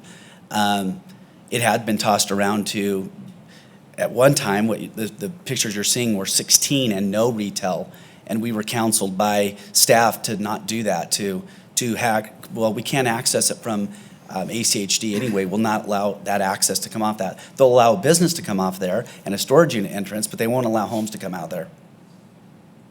So but again, if we add more houses, basically what we're doing is adding more traffic and more school seats are disappearing. So I'm really not sure at this point what more, as a developer, we could do to minimize the impact of that corner. Madam Mayor, and obviously, I doubtful any of the neighbors would have a problem with 8 units. I mean, that is minimal. But the problem is the height, so there's no way to change the footprint of those a little bit to shorten them? But you're dealing with people who live right Yeah. next door. Well, there's no houses there, and the house that they showed, it's actually the side yard, not the backyard. That house faces a different direction than what we face. Absolutely, everything is always possible to minimize everything, and just that some things would come out as a result of it. We're going off of what's allowed to us in the code, which is 35 feet, and we're at 30. And most houses, when you get it up there, they're about 25 feet. By the time you count 2 stories of houses in a pitched roof, depending on the pitch, 25 feet. We're maybe 5 foot higher than that. Madam Mayor? Good enough. I just jump in real quick. Just to clarify, this is CC zoning, so the maximum in the zone would actually be 50 feet. So in the CC zone, it's 50. The project that's annexed and zoned, although not fully built out yet with the homes and things, is an R8 zone, and that would be 35 feet maximum in the R zone. My house is probably 35 feet. So Caleb, I know that I would be concerned having those look into my backyard so close when it's not really designed for the multifamily, and if I bought that house on that lot, I would be concerned that I'm going to have higher density type. So, Madam Mayor, I tend to agree with you. Again, just to clarify, there isn't a house there today, though. And that's why some of the reason I pulled up the aerial. So those 4 units and 4 units would go right here. So anyone buying this lot would know that there's, I'm not saying it's right, I'm just saying it's the house isn't there today. There's a lot there, but no one is actually living in the Winsong subdivision. Winsong? Something there, there's 2 names that are real similar in this area. So I mean, I think that is, again, part to the previous question, part of that is to be somewhat played out at the Planning and Zoning Commission as well. Again, you can have that dialogue here, but I just want to clarify the one exhibit that was presented. As far as I know, there aren't any homes in the subdivision directly to the west, zoned R8. Thank you. Thank you for that clarification. Council, other questions? Madam Mayor? Mr. Gordon? To dovetail on that concern is a lot of good dialogue and discussion on the various considerations, the traffic, schools, also an awareness of what is already annexed, what is already zoned, existing uses that are already permitted here. We are down the road to a certain degree, but one of the areas, this area is the mixed-use community designation. So I'm going to go back and I was pulling up the comp plan to kind of look at some of those principles. I know you certainly did as well, and one of them speaks to that transition between residential uses and a mixed-use community. And that's one of the principles in our comp plan that gives me some concern, to tie into the mayor's comments, that even though there's not a house next to it, the specific design, and even if it's, did you say 40 feet or 45 feet? 30. 30. 30 feet. It looks like it's taller because of its that design, and we've had that challenge. In That some square, more Yeah. modern look looks a little taller. So that's concerning, that design, maybe not necessarily the height, but the design invites an incompatibility with what will be the adjacent R8 2-story development. So Yeah, unless you it can- may becomes contemporary. We are moving a lot more towards a contemporary design these days, but I'm just saying. Yeah, so talk a little bit about your flexibility in those properties adjacent to the west, or those 4 units, 4 3-story units adjacent to that property, being either shortened or designed in a fashion that would provide a more compatible transition, at least in appearance. So let's just say, for the sake of an argument, that we didn't put those 4 units right there, but somehow we moved them out towards Linder Road. Crosswinds, perhaps? Yeah, just where you see the commercial piece right here in the front. Let's just say, And let's just say that we designed a retail building to go back there. It could be 50 feet. Understood. To me, I feel like a meet in the middle is a residential type application to merge it. So we start with residential, we hit multifamily, and then maybe we hit commercial. And that's kind of the buffering as we do. Like I said, anything is possible. That's a design that we've liked and we've used, and it seems to have worked quite well. We'd probably have to limit maybe the number of units that we do by not having that third floor. And maybe that would bring it down to three on each side or something like that. And so we'd get less out of it, and that's what it needed to be. That's I guess what it needed to be. It just without having a house there and not understanding what's going to happen on that side, I can completely understand your concerns. And Madam Mayor, I don't doubt that at all. And that's one of the challenges you're sort of stuck with. I think your neighborhood meeting with the proximity delivering to vacant lots. Right? It doesn't provide that input that you might have heard some of this exchange at a well-attended public meeting, so you're sort of stuck. That was the good thing about being able to look at the letters. Sure. Yeah, because that was kind of like the expanded neighborhood meeting. But yeah, if I had a neighbor right next door, this could never be allowed, right? But since I'm going first, then they get to see what I'm doing as opposed to me, coming in over the top of them later. I totally understand that with 3 stories. But in my understanding is that if you understand there's a 3-story building next to you and you get that, and I built all those units over there at behind, like I mentioned, behind Trader Joe's to be, and we had that talk then too, because you got a person that now has a commercial building right there. But because the commercial building's already built, we have an understanding that, hey, there's a commercial building there, we get it. And so, there's obviously some flexibility if we need to try to do that to make those 3-story apartments look more traditional. But if we need to bring them down, I guess we can try to work out something. But, right, there's only so much space, so something's gonna have to go a little bit here, and then we could try to work with staff and try to mitigate, the commercial building in the front. And maybe the idea is to have no housing. Maybe we should just have a few more offices right back there and have them like one single-story office. That's the beauty of a mixed use, is that you can do that. I just felt like we should at least offer some housing in a situation that we're in right now with housing. I feel like we should be responsible and put at least some housing in it. But it has been presented to me from Bill that he said, maybe don't even do the multifamily. It's getting so small anyway, at this point it's only 2 fourplexes, that we just go with office. But that would maybe increase a little bit of traffic and take a little bit of schools. And so this was kind of like our meet in the middle. Trade-offs.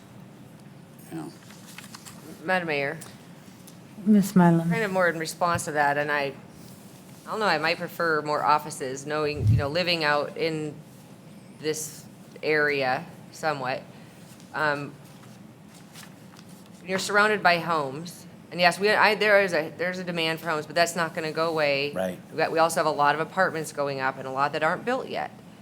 But people look forward to there being businesses in a proximity to their home that, so they don't have to drive to Eagle Road. They don't have to drive somewhere that could be walkable. So I think that could be very successful there as well. And I'm open for that. I'm not saying another gas station, but that's I'm not up to me. But I just wanted to make a point to the apartments, though. So we have had this come up in the past with these tall apartments, and there was, I think, one way that we mitigated it was the developer made sure on the 3rd story, any windows were really high. Like a transom window. Yeah, so above head height, so that there was light in there, but it wasn't like they're not looking over into the neighbors' yards, and I think that was something that worked well before. So that's another thought, as opposed to shortening the buildings. And just to be honest, I'm totally okay with, I believe Caleb would have to correct me, if 2 uses are enough to consider it mixed use. That's what I was thinking too. You need 3, right? Madam Mayor, no correcting here, just to clarify though. So that mixed-use designation actually covers multiple sides of this intersection. So we are looking for a mix of uses over not just 4 acres. I mean, it's almost impossible to get a mix of 3 uses on 4 acres. So we look at the whole designation on the comp plan and go, okay, overall, we need residential, commercial, office in its whole. So we do have the other side of the intersection that isn't developed yet either. So we can get, if for example, residential goes away here, we'll be looking for some of that to be picked up on the other side of the intersection. Sure, and I would be okay with just going to the 2 uses if that's was the most preferable to the community and to the council. I'd be okay with that. Sorry, Dean. 2 other items were brought up, and maybe the first question to Caleb, what does U-Stick look like going west? Madam Mayor, I did have a chance to multitask while listening with one ear. I did look at ACHD's integrated 5-year work plan. As you know, U-Stick, that intersection and back to the east was completed, boy, time flies, 18 months ago, 2 years ago, somewhere in there, recently anyways. Yeah. But the next segment going, back towards 10 Mile is not in their 5-year work plan, so it isn't planned for any improvements in the foreseeable future. Now that could change, but it's not on their recently adopted integrated 5-year work plan. Could I clarify one thing? There's actually no access that we're taking onto U-Stick Road at all. That's an emergency access only. That's only if the fire trucks need to get in there. We're not actually using U-Stick at all. That you see that's an access there, that's an emergency access only. Okay. The other question is going to be for Lieutenant Ford. Certainly, we've heard the concerns about storage units before, and with the technology, some of it has been mitigated, but can you talk about our experience with the newer facilities that we're seeing, and do you have some safety concerns of what it brings to a particular area that have these facilities? Madam Mayor, relating to like crime, Is your microphone on? Yes, related to crime. the storage units here, we really haven't had a huge problem with crime at. They're well protected with the cameras and stuff. We don't get called out there too many times for them. I would have to pull actual statistical information to find out for sure. But it hasn't been a huge issue here. From the fire perspective, any concerns about things we find, materials stored, or anything like that? Madam Mayor, we don't have concerns. I know Chief Bongiorno, I spoke with him via text. He reviewed this application. Certainly, there's always an opportunity for fire to erupt pretty much in any storage unit. I think we do a great job of reviewing the planning for those storage units, making sure we have as much non-combustible build-out as we have, so we don't have any concerns from fire. Okay. Thank you. Any other questions from council? Caleb, maybe if I call a 10-minute break, can you look up and see? Because I think we have 3 storage units on 10 Mile and 1 on McMillan. 3 of the 4 are new. And if you can see if there's anything else going on around that. So, council, I'm going to call a 10-minute break.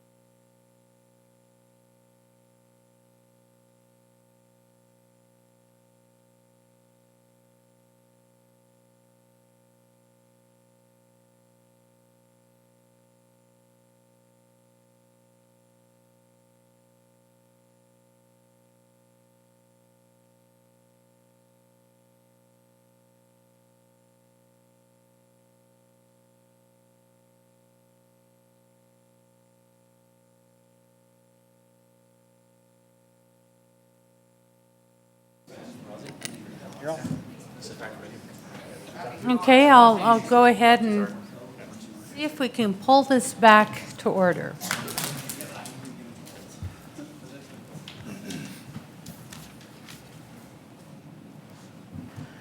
Okay, I guess I did have a question for Caleb regarding storage facilities and. Madam Mayor, so disclaimer, I live a few miles away from here, so I'm not overly familiar with it, but I did try to do a search for the ones that I am aware of or showed up on in our mapping system in our database. But if I miss some, I know some of you are out there more than I am, but one that's coming online soon or will be the McMillan storage at Goddard Creek. So that's just a little bit, would you mind turning the, Just miles north.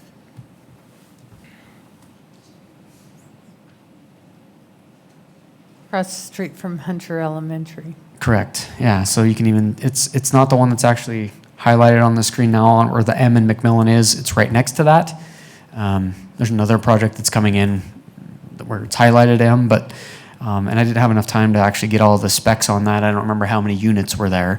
But then on 10 Mile by our wastewater treatment plant, there's also the storage facility there. And then north of that, those are also entitled. In fact, some of those I think may even be under construction there, right by the wastewater treatment plant. So there's several more that are coming online just north of those ones that are stored have been there for some time.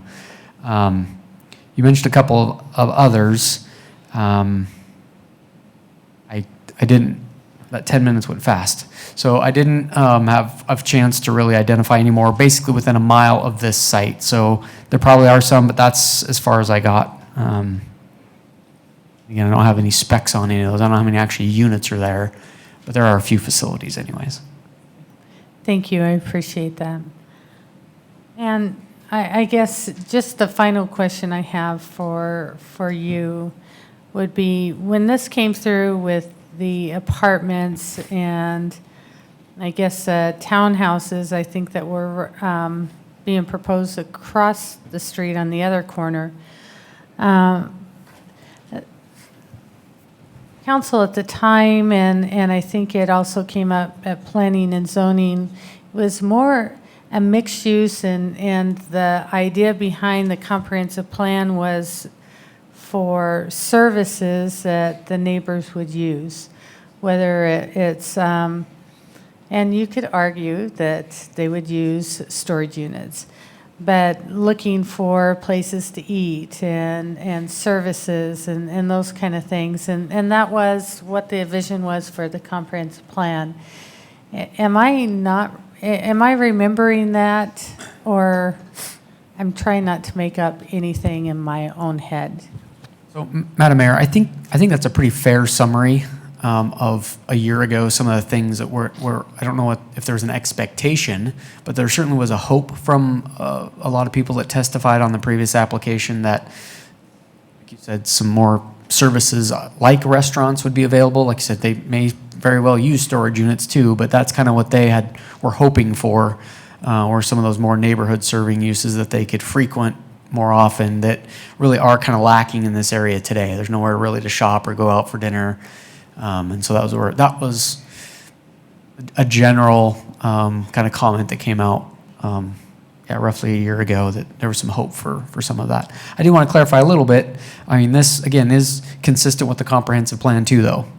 A mix of uses, and it's not like we couldn't allow this and still be consistent with the comprehensive plan, but your summary is pretty accurate. Okay. So, Chad, I have one more question for you. And so what I read in the letters, and I appreciate the summary you gave. You gave the thought process behind why you brought what you did, trying to be conscientious to some of the comments from the neighbors and the residents in that surrounding area. I heard some of the concerns as being a fit. And I think in the storage units to And I love how you integrated the office with the storage unit. Actually, I thought that was very unique. If you could make it fit more with the neighborhood. This is an area with the Bridge Tower and some of the other surrounding neighborhoods. They have quality to them. They have design elements, and to see if you can make it fit more with the surrounding areas.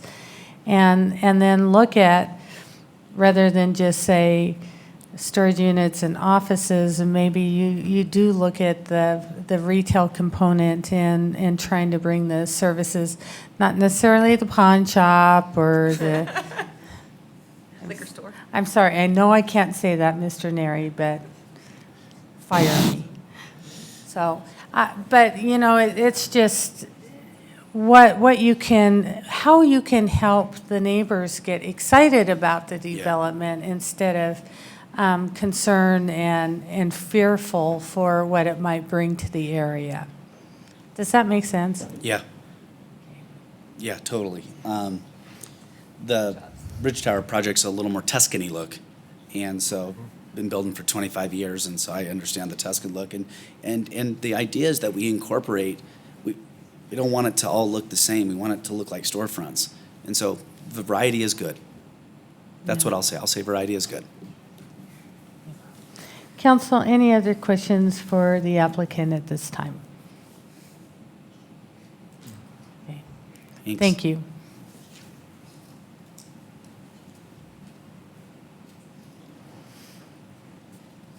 Okay, council, any further information you need from the applicant, from staff, or any of those that provided testimony? I think, Beth, we're going to be recruiting you for work groups after the comprehensive plan. Just putting you on notice. Madam Mayor, Mr. Borton. to start to frame some of these decision points, it sounded like one of the areas that Chad had addressed is whether or not the 3 uses could or should go to 2. And before we close the public hearing, does council have any direction one way or the other on that concept? Madam Mayor. Mr. Kavner. Great question, Councilmember Borton, and I guess that is a question I was going to pose to staff. In terms of a motion tonight, if council leaves the piece related to apartments in here, again, maybe makes a modification in terms of storage size, I don't know where the conversation is going to go, and the applicant wants to remove that and replace it with another commercial element, what's that process look like for them? So, Madam Mayor, Councilman Cavanagh, if I understood the question, it kind of depends on what you do tonight. I just pulled up the recommended development agreement provisions. So depending on how much flexibility you want, for example, 5.1.2 there talks about development substantially complying with the elevations that we've been looking at and the site plan. So you could tweak that and say, except for the northwest corner, or, you know, you could allow that built-in flexibility.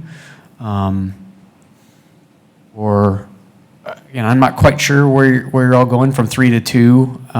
If you don't want to see a residential component at all, you could state that in there, except for shall not have a residential component and should have more office or whatever. I'm not a big fan of designing during a public hearing. So we do have, you know, but there is another application kind of in process too. So giving some direction and some understanding of where that's going to go. So again, it kind of depends on what the outcome is tonight. The applicant could turn around and submit to modify this development agreement tomorrow if they wanted to. So.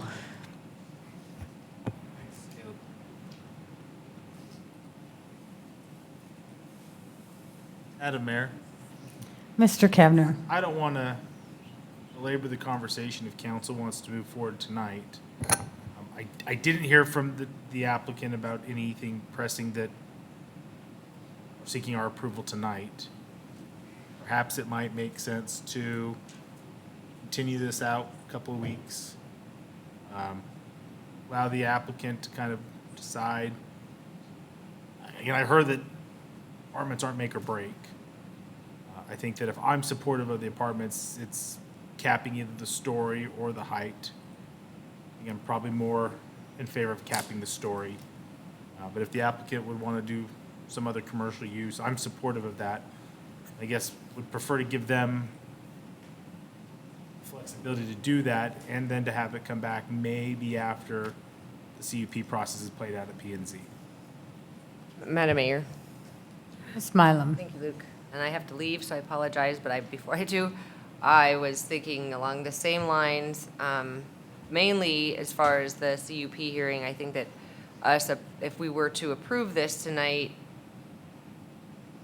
I don't know, I feel like that's almost the backwards, and it's giving our approval to P&Z as opposed to letting them make a decision. There has been a lot of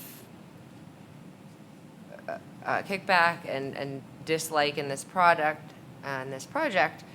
I think that a lot of the people talking about schools and roads maybe didn't realize that he has reduced this to 8. So I think continuing that as well can also, maybe get that word out when it's renoticed. But I feel uncomfortable approving this prior to the CUP process, regardless of the outcome. Madam Mayor. Madam Mayor? Mr. Byrne. First off, I want to thank everyone, the applicant and the citizens that have came this evening to express their support and concern. I love this type of dialogue. Appreciate the thought process that went through it. I am a little bit confused on why there's an open CUP application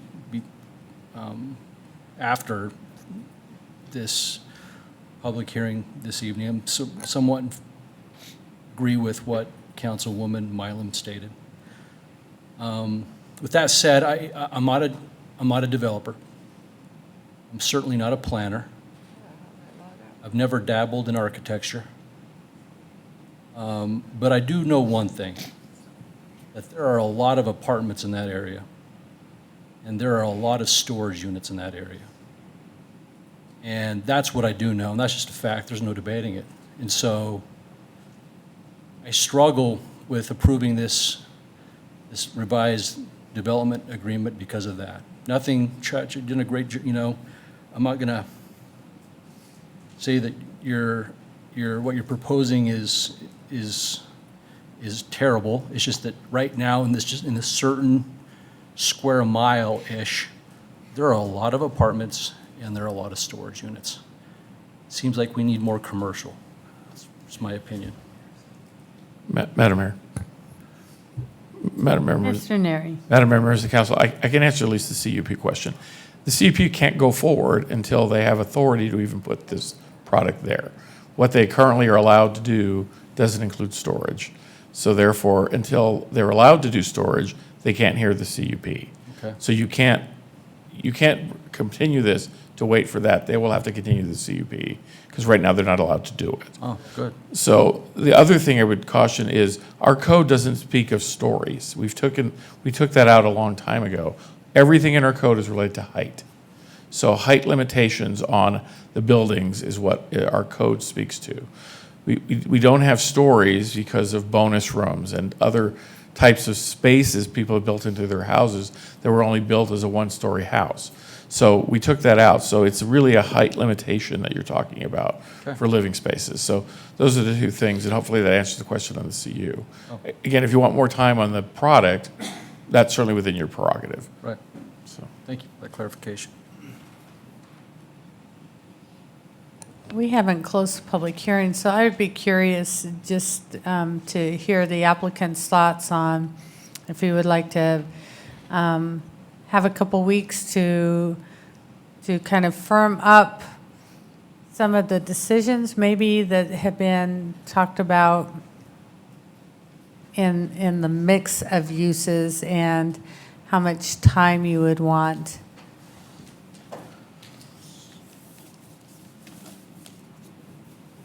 Chad Olson, 6142 North Queensbury Court, Boise, Idaho, 83713. It would be better for me to have the wording changed that said, let's either omit the apartments completely, if that's the hangup, and have the flexibility of adding more commercial. If that's where this is moving, let's just put it in the writing and let's get it approved. Of course, that's my opinion, right?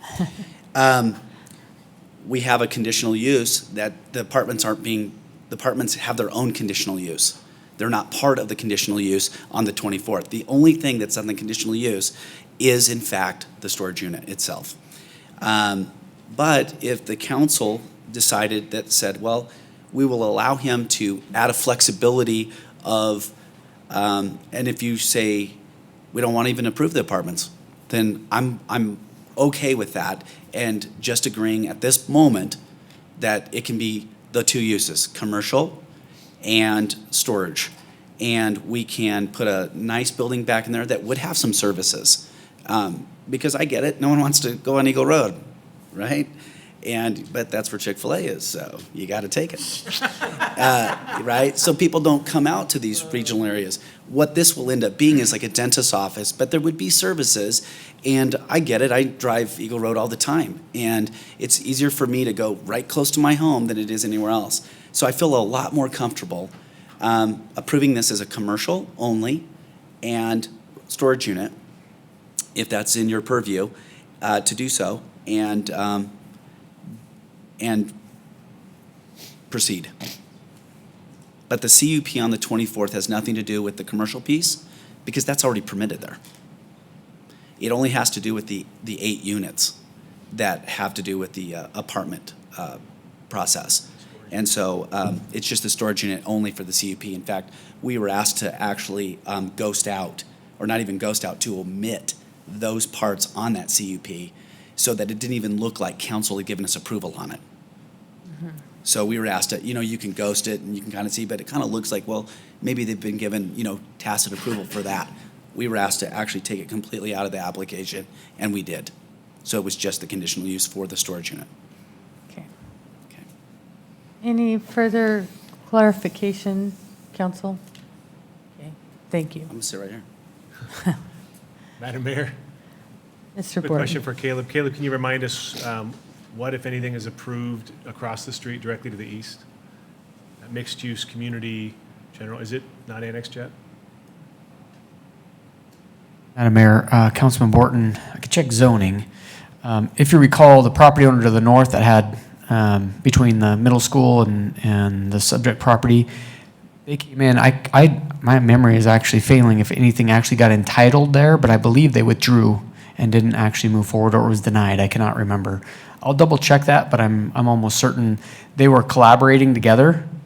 That came in, and then I think they used to run llamas or goats or something on that property, right? And then they came directly south of Sawtooth. But I don't believe they actually went forward, but I'll double check real quick just to make sure that it hasn't been annexed and zoned. Madam Mayor, they withdrew. Yeah. Okay, that's what I was thinking. Good.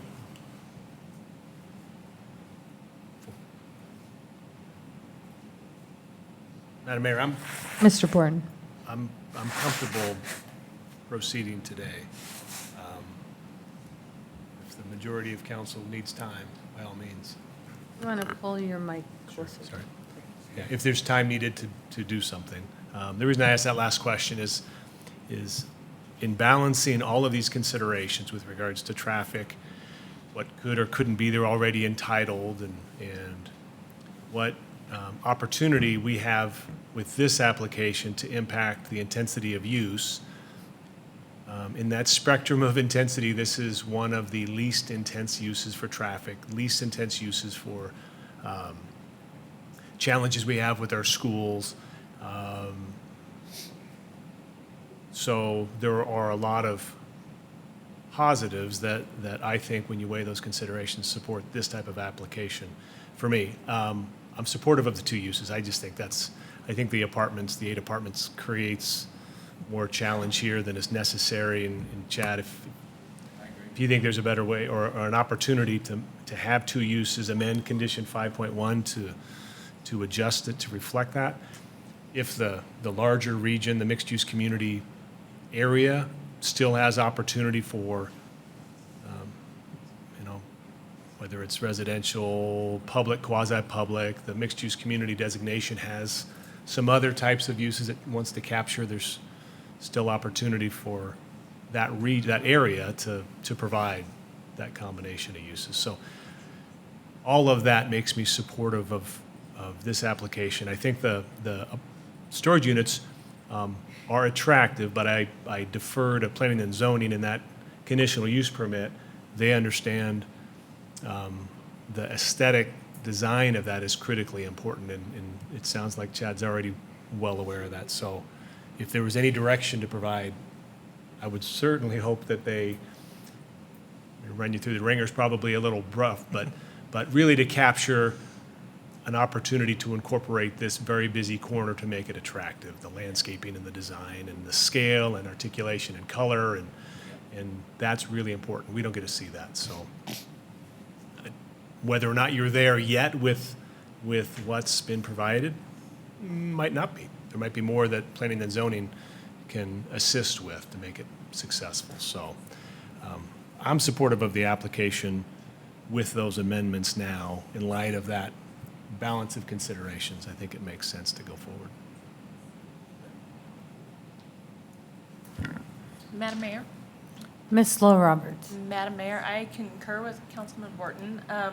I think we are asked time and time again to look at projects that don't put a heavier impact on traffic and schools, and this one has a minimal impact on those. And so I appreciate that the applicant has done revision after revision in an attempt to answer what the citizens are wanting. And so I'm not real concerned about the number of apartments. I think that if that's left in, that's fine. It's also fine if it's not, as far as I'm concerned, but I have, the height issue is of concern for me. So, and with that in consideration, I'm fine with moving forward tonight as well. Madam Mayor, Mr. Kavner. I appreciate you for reminding us that the public hearing was still open, because I think that gave the applicant the opportunity to not leave any question in my mind. So I'm comfortable with moving forward as well tonight.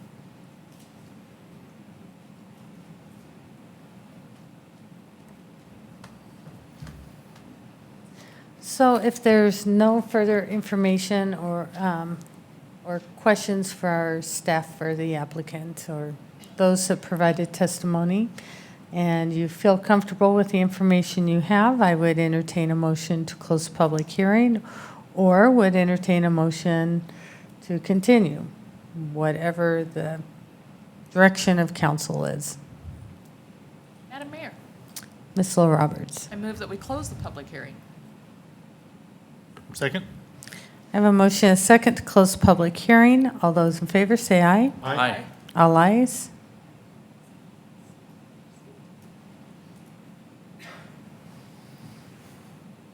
Madam Mayor. Mr. Borton. I'll take a stab at it. I've explained some of the reasoning that gets me to my decision and kind of balancing all of the considerations that I've already discussed. So I'll make a motion for discussion. I'll move we approve item 8B, H 2019-0092, to amend condition 5.1, removing the residential component, allowing the two uses as described by the applicant. That, I think, condition 5.1.2 directs development consistent with the building elevations inclusive of the storage units, but understanding, quite frankly, the CUP that the P&Z is going to hear is really the last authority. So that might change. And understanding that's part of the process. I think that's the only amendment to the conditions that's necessary to make that happen. Caleb, did I miss anything? Before? Mayor, Councilman Borton, I don't, number 4 makes reference to multifamily development. Do you want to still leave that in? The residential, remove residential allowance is kind of what I heard you just say, so. Correct, correct, Madam Mayor. I just said 5.1, so I give you the whole list to basically scrub the residential component. And I think that addresses some citizens, raised some great concern with that transition and the intent of the comp plan and what it tries to capture. And even though this is coming in first next to a bare lot, which is always the easier way to progress this, it's still a better long-term, I think, compatibility to make this adjustment. So that's the motion. Second. Okay, I have a motion and a second. Any discussion? Madam Mayor, Mr. Kavner. briefly for the folks that were here, you missed our 4:30 meeting. It was riveting. We talked about parking boats and trailers, and razors in driveways, and it's become an issue because people have a lot of these toys. And I think it was one of the gentlemen that talked about they don't store them in their garage because our garages are full of stuff. And when I first got on council, I was amazed at all these storage unit requests that were before us. Saying, why don't these people put stuff in their garage? And the fact of the matter is that a lot of people moving to Meridian and they've got a lot of toys. And while there are a lot of storage units in and around that area, there's also a lot of good restaurants. And I did a quick look and got Grants and Big Daddy's, Homestead. So I feel like that there are some of those services that are close to those areas. I drive from the south side of town to go to Big Daddy's and south side of town to go to Homestead. So you got some pretty good spots over there. So I think this works. I appreciate you taking the apartments out. I think they were more trouble than they were worth. Again, I don't know a whole lot about aesthetics, and so I'll leave that to the P&Z and you to figure out what looks the nicest. Not my cup of tea, but they don't put me on the Arts Commission either. So I appreciate your time. I think this is a great look at local government, right? People come in with thoughts and ideas. We listen, we wrestle, we noodle, we go up, we go down, we make a vote. I love local government. That's all. You do. Probably not necessary as part of the discussion on this particular motion, but maybe after Mr. Clerk calls for roll, any additional comments you would have regarding that you would like for the CUP application consideration. I guess that would be the time to do it. In addition to the discussion that has already been had. So if there's nothing further, Mr. Clerk, will you call roll? Thank you, Madam Mayor. Councilmember Burnt? No. Councilmember Palmer? Aye. Councilmember Little Roberts? Councilmember Cavanagh? Aye. Councilmember Borton? Aye. The ayes have it. And council, just to be sensitive to some of the conversation for transition of use or aesthetics, some of the comments that were brought up this evening, any thoughts that you want to share with staff that can be considered or part of the conversation, and at least then the applicant hears this as well. There are a couple additional steps. You have the CUP that would be coming forward regarding the storage units, and then a plat, right, in front of City Council. So a couple more opportunities. Caleb, correct me if I'm wrong, but I think the plat goes away. So, Madam Mayor, we'll amend the DA provisions consistent with that motion. As I mentioned in my hearing, the public street crosswinds, to actually get that road to stub as a public street, that will still require at least a 2-lot subdivision. Yeah. So you will see that whenever that's proposed to be extended. May not be phase 1, but at some point. So this would come back in front of council at some point. Okay. Council, any comments to have considered as part of the planning and zoning process that has not already been said? Okay. Very good. Oh, sorry, Mr. Neri. It worked out. Okay, item 9, anything under item 9? Okay, if Madam Mayor? not, yes. Sorry, just more is just a primer for maybe a future conversation. We heard some testimony, we saw some letters, people concerned about past decisions the council has made and the impacts those decisions are on traffic, whether that's multifamily, whatever. And Madam Mayor, I don't know what our solution is to that. And I don't know if there is a solution, but I think it's important that maybe we as a body devote a workshop meeting, if only to say to the public, we hear those concerns. And maybe we workshop it, kind of like we do the budget, around the table with some stakeholders, and look at what are some solutions that we could present and work on collaboratively to solve that. It's a different approach, but I think that we hear it. I'm sure, Mayor, you hear it all the time in your office, people calling in that are mad at the mayor, or mad at council because we were proven too dang much. And I think it's important that if there are some spots where maybe we wish we could have done a do-over in terms of the impacts that have happened, the negative impacts, that we maybe look as a body to try and solve some of that. Something for the future. I don't know if that's a new mayor, a new council approach, or that's something we want to start now, but just some commitment to our citizens that we're hearing those frustrations, and we want to work, well, we're working collectively to prevent those future challenges from occurring. Maybe we're going back to try and fix some of this stuff as well. And I appreciate that. I think that some of that has been contemplated in the comprehensive plan update with the master mobility map. And in that regard, it will be moving forward with the conversations that we'll be having with property owners and ACHD and South Meridian. I've also talked with the chair of ACHD about West Meridian as well. But short of, and I don't want to sound trite, but short of building a wall around us, we're not just dealing with our traffic, and we're not just dealing with the impact of the decisions that are made on land use.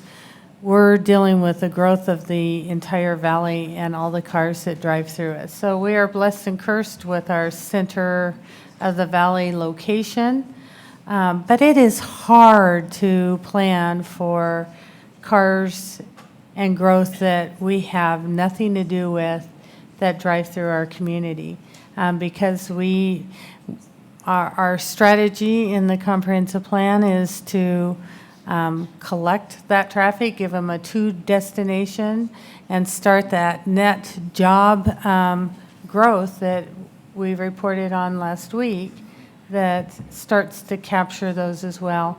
And certainly I think it is a good discussion to have, and we could maybe set that up for discussion in November or after the comprehensive plan, or maybe for the new elected officials. I don't know.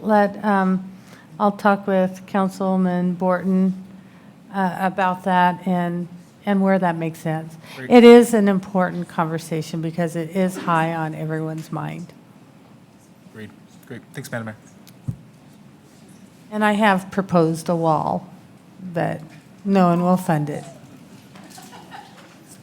Still moving for that wall. Okay, anyway, if there's nothing further, I would entertain a motion to adjourn. And I have a motion, do I have a second? I have a second. All those in favor say aye. Aye. I felt like. Unless you want to keep digging.